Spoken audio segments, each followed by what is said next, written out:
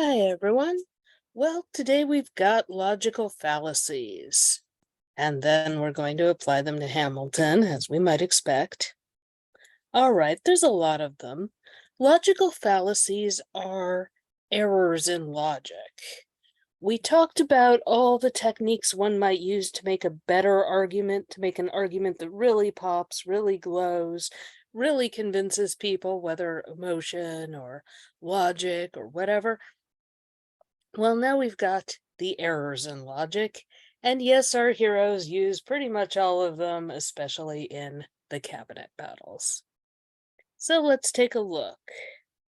Appeal to force. Well, we're going to do what we want because we have a big army.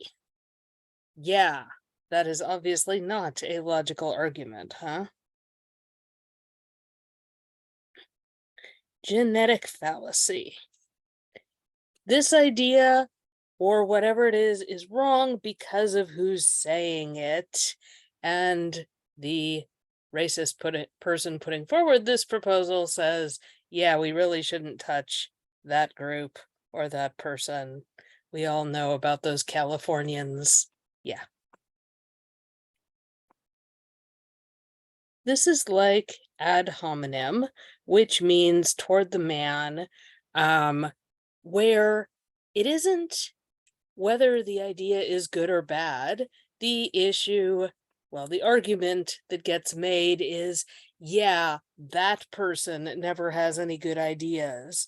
Or the even more famous, yeah, well, what about that time this person did something awful, committed a crime, cheated on his wife, whatever it was, therefore we shouldn't listen to his financial plan. It's totally flawed because he's not a good person. Uh-huh. Yeah. Whether Hamilton was paying off um somebody because he was having an affair actually does not mean his financial plan is a bad idea. Those are unrelated. At least Hamilton thought so. But the American people felt differently, so it goes. So,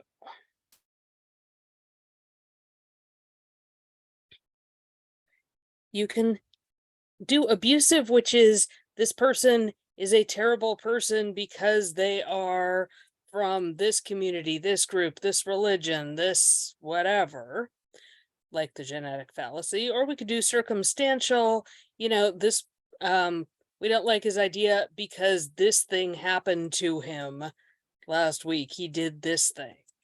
Yeah. Again, totally off topic and not helpful. Ad populum, argument to the people. Well, everybody likes it. Everybody's cheering for it. Everybody thinks this is a great idea. Everybody thinks Burr is such a nice guy that we should make him president. That kind of thing.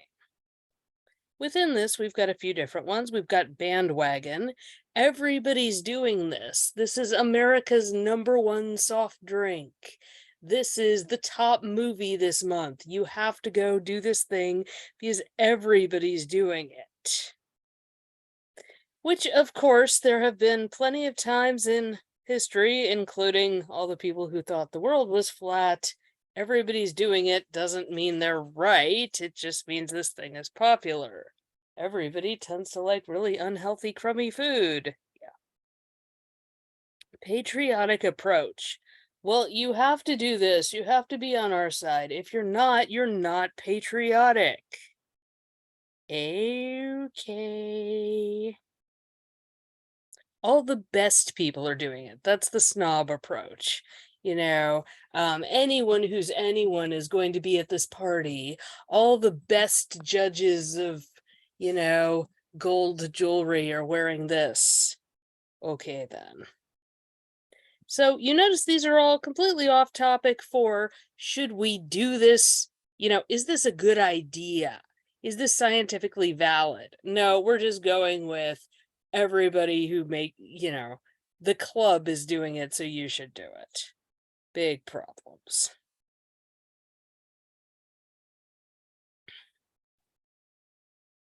Appeal to tradition. We've always done it, so that's why we should do it. There have been some really problematic traditions, like denying women the vote, which, yes, was always done until the people decided it would be better to stop continuing that tradition. Sure. Appeal to improper authority. Well, I mean, my favorite basketball player said that climate change is a hoax, so there you go. Okay, he's not a scientist. Nice try. Darwin is not an expert on religion, etc. Appeal to biased authority. Well, let's ask all the presidents of the fraternities whether fraternities are a good idea. Yeah, I think they're going to say yes for some reason. Okay, then. Appeal to emotion. We were talking about the issues, but suddenly somebody said, think of the families. We need to protect our children. We're doing this for our children. Here was this sad looking person over here. Don't you feel bad for them? Yeah. And you can do appeal to all sorts of things. Appeal to fear, appeal to bias. Yeah, it just keeps going. Argument from adverse consequences. If this is true, it's bad. Therefore, let's just assume it's not true. If this diagnosis is true, then I have cancer, so I would rather just pretend it's not true, assume it's not true. This is, of course, not a practical idea. Denying things because we don't like them is not going to produce good results. Personal incredulity. I don't believe this or I don't understand it, therefore it can't be true.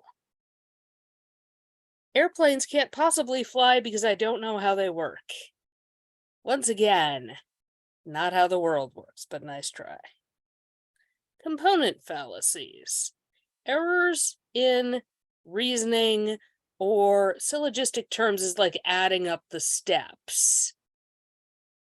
If A is true and B is true, then C is true. Yeah, but if your A or your B is a lie, then you're going to have a problem. Begging the question is a very famous one, which is, well, let's just assume that climate change isn't real, and therefore let me start my argument. Begging the question is just leaping ahead to, well, if I'm right, then all this blah, blah, blah. Yeah, dude, you forgot to prove you were right, huh? Useless courses like English 101 should be dropped from the college curriculum. You forgot to prove that English 101 was a useless course. You just kind of assumed. Yeah. Circular reasoning is similar, and that is because nobody likes English, nobody's signing up for English. It's the same thing twice. Allowing everyone freedom of speech is great for the community because the community does well when people have freedom of speech. That was the same thing twice. You didn't bring in any outside support. God exists because the Bible said so. How do we know the Bible's right? Because it's the Word of God. Okay, and we are literally trapped in our little green circle there, aren't we? Hasty generalization. This is a famous one I see a lot. Sure. Because it happened to my small sample, it's true for everyone everywhere. When I asked my 3 friends, they all hate Ghostbusters, therefore Ghostbusters is a bad movie. When I wash my car, it rains, so if we want it to rain more, we should all wash our cars. Well, that also had a coincidence thrown in there, sure. But if your 3 friends fail biology, that doesn't mean that everyone fails biology. You needed a bigger sample. Including, of course, people who just take a local sample when they should be taking a worldwide sample. Sure. Fallacy of accident. Well, that's more like the washing the car thing, where that was coincidence. That is not a cause and effect. That was just something that oops happened. Sure. Doesn't happen all the time. Misleading statistics. Where did you get your statistics from? Again, are they worldwide or just one area?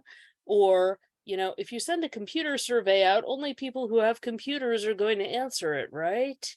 And if your questions were, do you own a computer and do you have spare time in the middle of the day and are bored enough to take surveys, you might get 100% yeses, which will not reflect the world, will they? Related to all this, false cause. Something happened, something else happened, but you need to prove that they're cause and effect. And if you didn't, you've just skipped a bit of your proof, huh? Post hoc, I've heard that one a lot for the big false cause one. A black cat crossed my path, and then my mother had a heart attack. Clearly, the black cat caused my bad luck. Sure. Computer games cause bad behavior. Yes, people play computer games, and yes, there's bad behavior, but we don't have proof that one caused the other, do we? Related, irrelevant conclusion. Well, I'm here to prove that this is a thing, but then I'm using it to prove something else.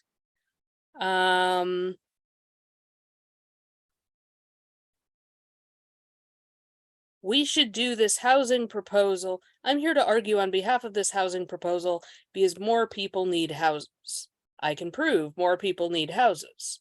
Okay, yeah, you proved that we need houses, but did you prove that this proposal is the best one to get us houses? You skipped a step.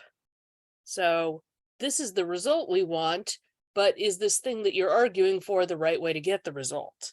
Not clear. Kind of like begging the question. Red herring. Totally just changing the subject. This is a famous trope out of mysteries where the clue takes you nowhere. The clue does not help you in solving the crime. You go to the wrong person and find out that they were doing something, some little mystery that has nothing to do with the big mystery or something. Sure. So if you just burst out with, yeah, but I want to argue about birth control because that's easier to prove my case with. Um, I go on Facebook a lot, and a very popular conservative argument is whatever we were talking about, they just burst out with, yeah, well, Democrats kill babies, so I don't have to listen to anything you say. That would be a red herring because we were discussing some other topic, and then they just pulled that out because they somehow decided that they always win arguments if they pull that one out. Alrighty then. Related to this is you too, yeah, well, you're not doing the thing, so I you arrested me for speeding, but you were speeding too, and those guys were speeding too, so you shouldn't arrest me for speeding. Yeah, okay. Straw man. When you exaggerate the other side's position to make them seem more wrong and therefore you seem more right.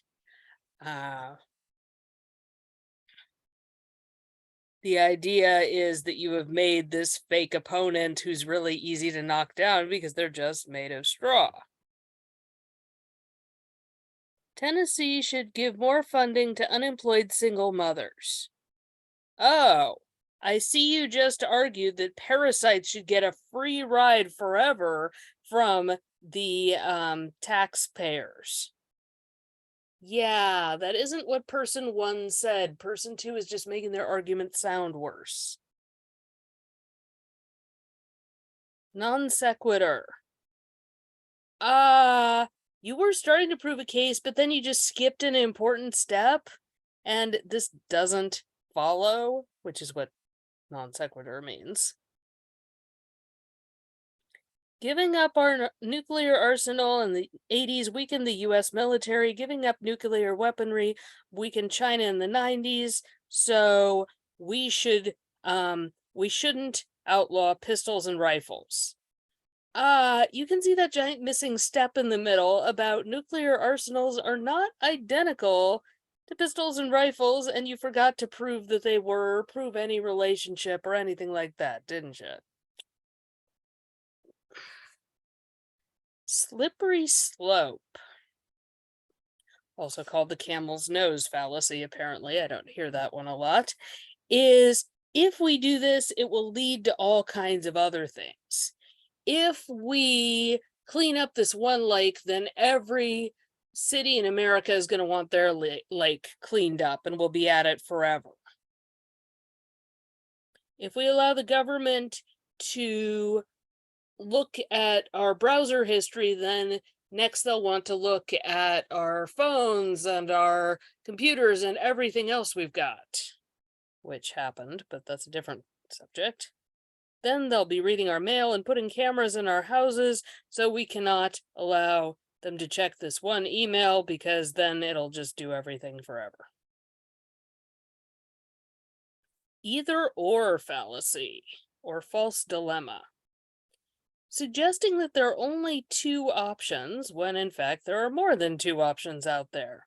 Either we have to ban, I don't know, we either have to ban chewing gum or the American way of life will collapse.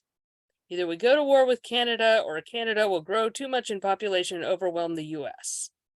Maybe there's another option on the Canada thing? Maybe? Faulty analogy. Well, an analogy is a big fat metaphor. Like, friends are like candies. They're all a little different, and it's great to have tons and tons, and you never get tired of them. Oh, no, wait, actually, you do get tired of candy, and it makes you sick, and after a while, you can't eat any more of it. So, maybe friends are like candy. They're great at first, but then you get sick of them really quickly and can't have them around. And they could kill you with all kinds of health issues. Well, that sounds to me like you just used a bad metaphor. I mean, no, friends don't do all those things you say, so friends are not exactly like candy. Nice try there. I didn't look at their example, but yeah, mine was pretty similar to their example. Yeah, education is not actually going to rot people's brains after you've had some of it, no, because it isn't really like cake. Undistributed middle term. Well, a syllogism was an ancient Roman technique to use a big idea and a little idea to reach a logical conclusion. Like, all reptiles are cold-blooded, all snakes are reptiles, all snakes are cold-blooded. That's a traditional syllogism. All right.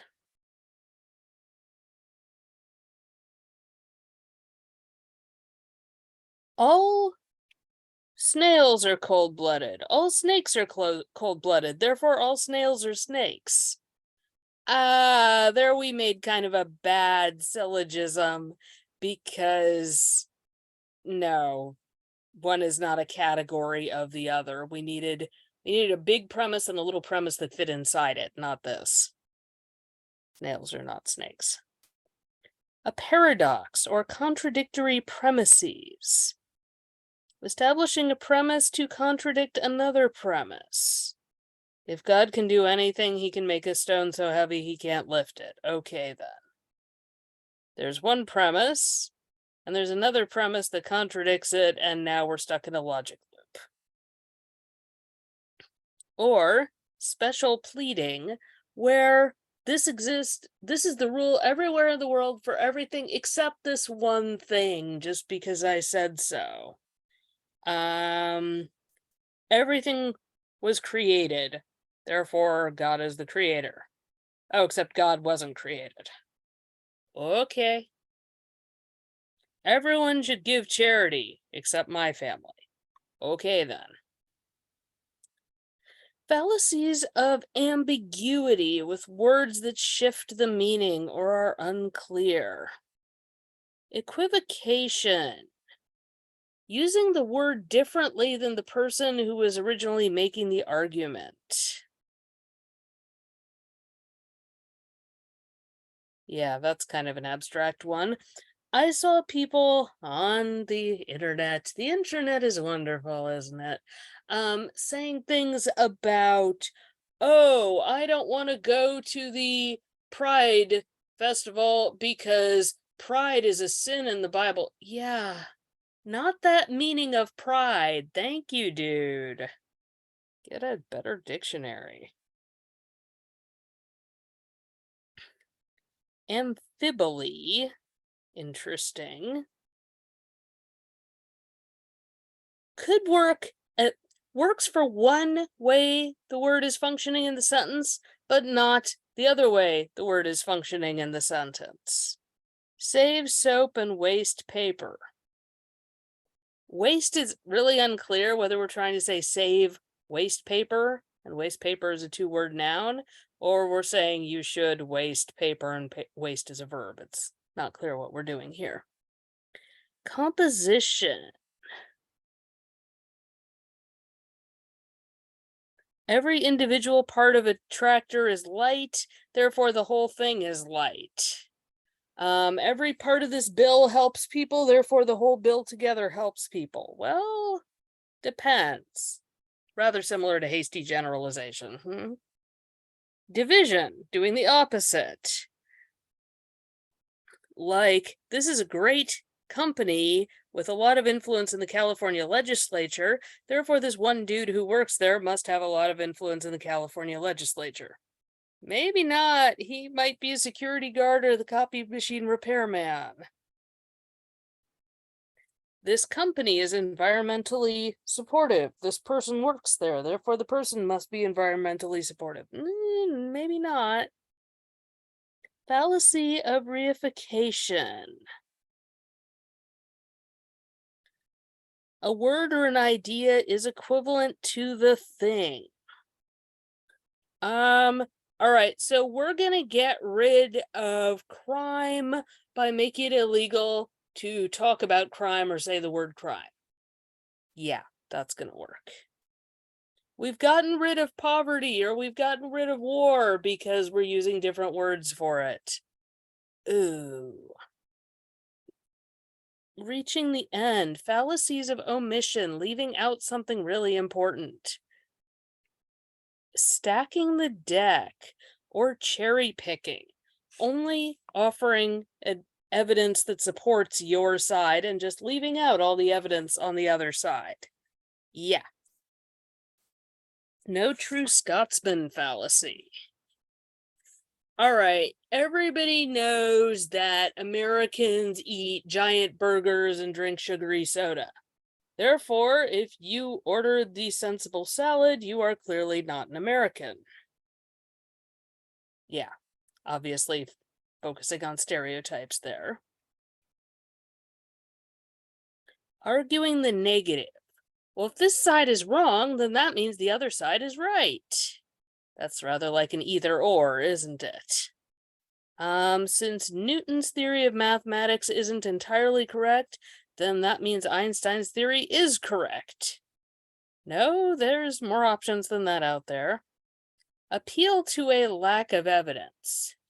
Well, I think the dinosaurs played rock music. We don't have any evidence that they didn't. Or, a little more reasonably, you can't prove ghosts don't exist, so maybe they exist.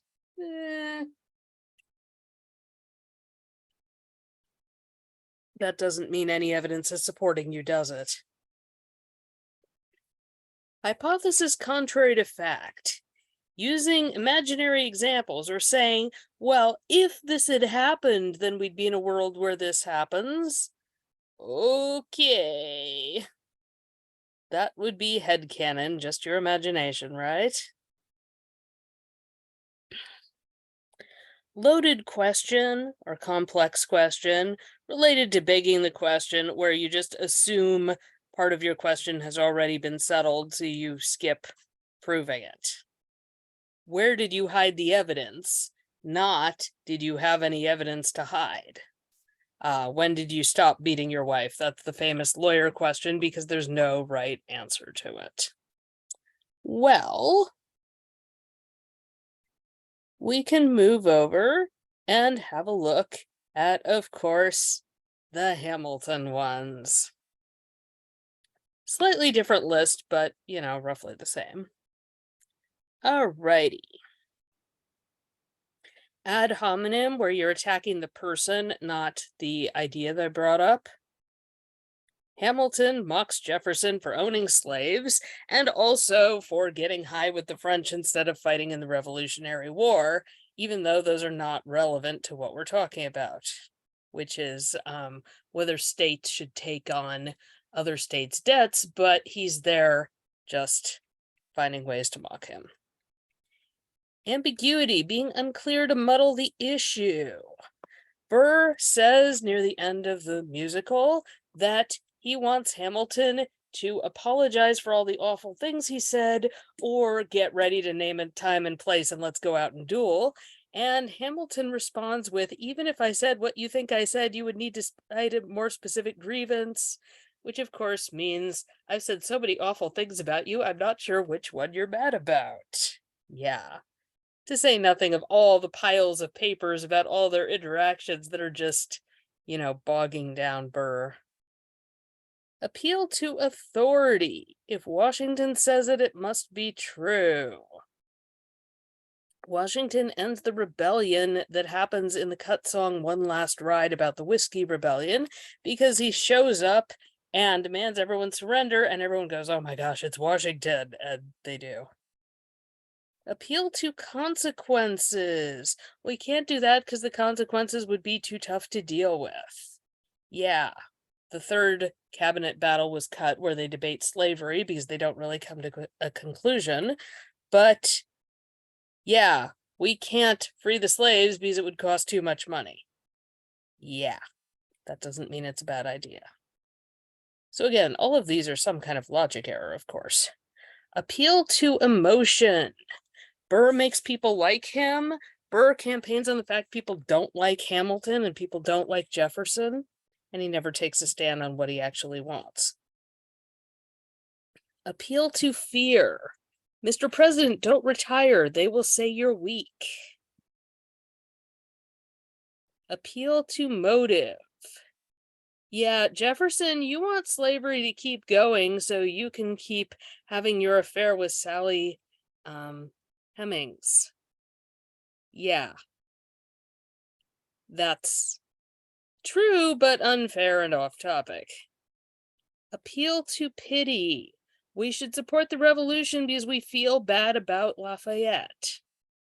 Appeal to popularity or bandwagon. Yes, why do we need to keep slavery going? Because so many Southerners like it and want it to keep going. Which is also, of course, we've always done it, so we should keep doing it. Which is appeal to tradition. Appeal to ridicule, ridiculing the other side to make them seem ridiculous. Hamilton suggests they ask the dead king's head in a basket whether they should be come to the Revolutionary War. Appeal to spite. Yeah, do this because you're annoyed, angry, hate somebody. Yeah, Burr is winning a Senate seat just because people don't like Hamilton. Washington, you can't retire. Leaders don't do that. No leader has ever retired, so you can't retire, and Washington dismisses that. Argument to moderation. Well, if there are two sides, let's assume that the middle is always correct. And that's not true either, right? Seen that one on Facebook. Let's do no genocide. Let's do lots of genocide. Clearly, the correct compromise is to do medium genocide. No, of course not. Well, Washington in the cut battle on slavery decides to postpone deciding about slavery till later because they can't decide. And of course, that caused the Civil War. Argument from repetition. Yeah, we're so sick of discussing this, we shouldn't discuss it anymore.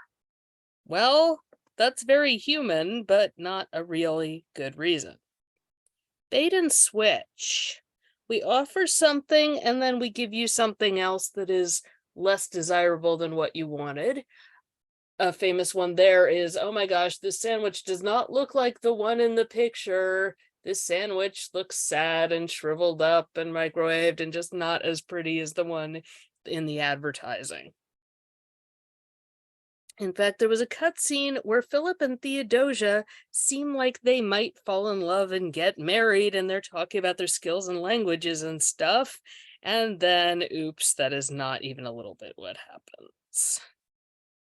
Begging the question, Jefferson says, let's say that we can legislate unanimous emancipation. Yeah, he skipped some things there.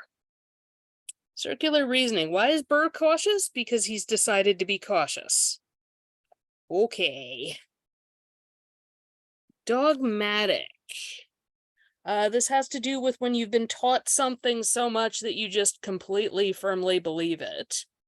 And so much so that you won't even consider the other side's argument. King George does not seem open to listening to other people's arguments, and of course Hamilton and Jefferson are locked in their positions. False analogy. Jefferson says the French Revolution is just like the American Revolution. In a lot of ways, it's not. As Washington points out, they're being disorganized about what they want, and they are murdering civilians, which is just much further than the American Revolution was going. False consciousness. When you have blinders on about how real life works. A famous one, thank you, Facebook, is all the people who think that it's easy to get a job and a house because it was easy in 1950 or 1970, and they haven't tried looking for a job or a house since then. Hamilton and Burr both have their philosophies coloring everything they do, where Burr thinks that he needs to wait for it, and Hamilton thinks that admitting to adultery will, get the people on his side because he didn't commit a financial scandal, and they're both so wrong. Either or fallacy or false dilemma. Hamilton says, I have to be a war hero or Eliza and I are going to be poor forever. And surely there are some other options in the universe for these people. Hasty generalization. Seabury thinks that nobody wants a revolution because he and his friends don't want a revolution. Yeah, lots of people out there do. Homunculus fallacy, a middleman. Eliza says that the little voices in Hamilton's head are blocking him from accepting what he wants to do. You're just stuck on your vision. You can't look beyond it to the big picture and the other options out there. Hypocritical. Jefferson says that Hamilton dresses like fake royalty, but Jefferson is wearing purple velvet at the time. And Burr is blaming Angelica for being rich, but Burr also says that he's reliable because he's rich.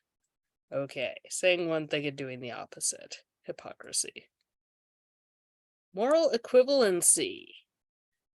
Suggesting that my side and your side are both equally moral, both equally important here.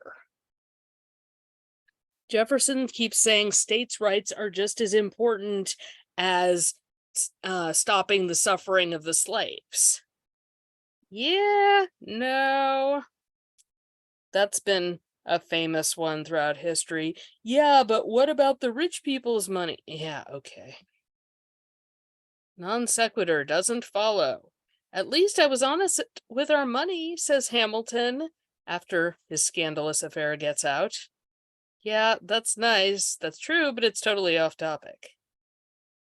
False cause. Hamilton tells Washington in One Last Ride, yeah, Thomas Jefferson made these people do the Whiskey Rebellion. No, Jefferson made speeches and then the Whiskey Rebellion happened, but that doesn't mean that one thing caused the other. Red herring, totally off-topic point. The Adams administration was another cut song about Hamilton's major problems with John Adams and even his wife. And Hamilton says, "Give my regards to Abigail next time you write about my lack of moral compass." Yeah, if Hamilton and Adams are arguing, whatever terrible thing Abigail Adams might have done is very, very off topic. Slippery slope. If we do this, we're going to keep doing things like it forever. Everybody's going to want us to do stuff. French Revolution. If we try to fight in every revolution in the world, we never stop. Therefore, we should not help the French in their revolution. Alrighty. So yeah, it's not just Jefferson. Everybody is doing these wobbly logic, imperfect arguments to get their point across, because that is the human experience. Straw man. Yeah, Jefferson, you want to give the economy a sedative. I'm against that.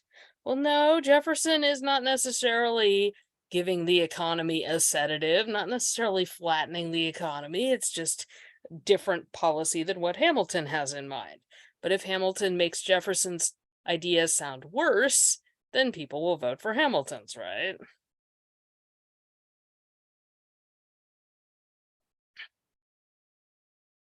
Sui generis, saying that every situation is one of a kind, so we can't compare this to that. You can't retire, Washington, because your position is so unique that other people could retire, but not you. And Washington disagrees with that. Tautology, like circular reasoning, saying the same thing twice. Welcome to the present, we're running a real nation. Yeah, same thing twice. Wishful thinking, what we wish was happening, not what's actually factually happening here. Yeah, Jefferson and his buddies hope Hamilton has broken the law, so they start their investigation on that basis. So what do we do with these logical fallacies? Well, if you're debating or arguing with somebody, you can point out that, that doesn't follow. Could you prove the link between the cause and effect there? You're blaming this person for what they did, but that has nothing to do with their policy. Sure. More importantly, when you make your own arguments, you can keep an eye on whether you're doing this and keep an eye on keeping it out of your writing. And these show up in a number of places where you're asked to analyze somebody's writing.